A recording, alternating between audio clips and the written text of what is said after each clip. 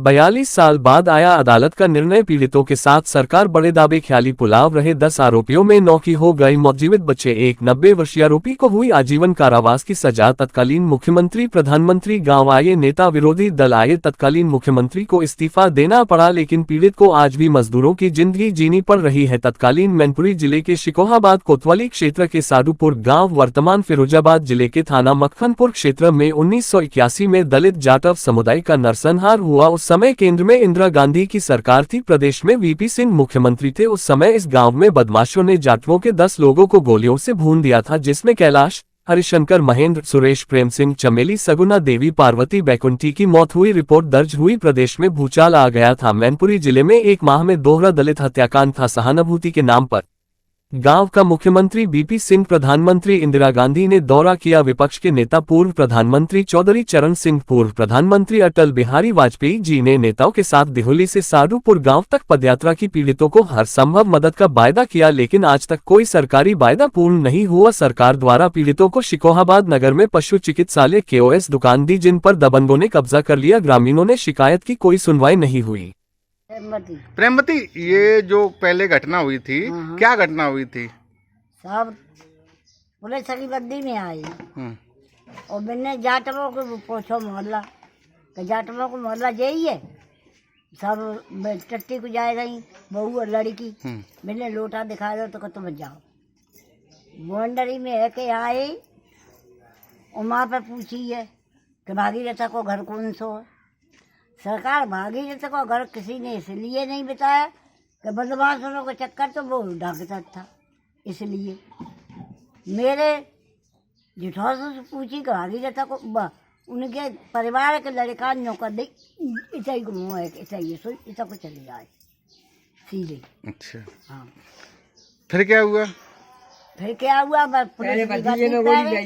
Police की बद्दी पहरे, मेरे घर में कुछ पूछा नहीं और बस चकारी से मसकी, बस यूँ हाथ करता रहे। बाबू कोई न 50 की सामान न 100 की सामान। गोली चलती नहीं? हाँ। कितने लोग आपके घर के मारे गए थे? हमारे जेठानी, जेठौट, 3 बच्चा मेरे, 8 साल, 10 साल, 14 साल हुई थी। तो काफी नेता लोग आए थे, कौन कौन आया था? यहाँ पे बीपी सिंह गांधी आए थे और अटल बिहारी वाजपेयी जी विपक्ष के नेता वो आए हुए थे। पैदल मक्खनपुर से पैदल यात्रा की थी उनने। और स्वरूपा रानी बख्शी जी आई थी। गृह मंत्री ज्ञानी जैल सिंह जी आए थे, उन्होंने घोषणाएं की थी। यहाँ प्रधानमंत्री जी भी आई थी, इंदिरा गांधी जी शायद। प्रधानमंत्री इंदिरा गांधी आई थी, मगर यहाँ से उनका हेलीकॉप्टर वापस कर दिया था सुरक्षा न होने के कारण, और यहाँ पे उतरने नहीं दिया गया था उन्हें पे। अभी तक गांव में भाई कोई घोषणाएं नहीं, घोषणाएं कोरी की गई, मिला कुछ भी नहीं है, कोई भी सुविधा नहीं दी गई है।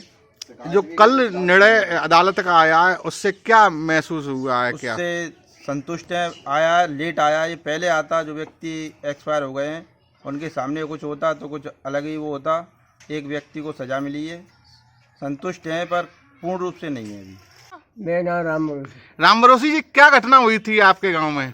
मेरे गांव में कहाँ कचू ना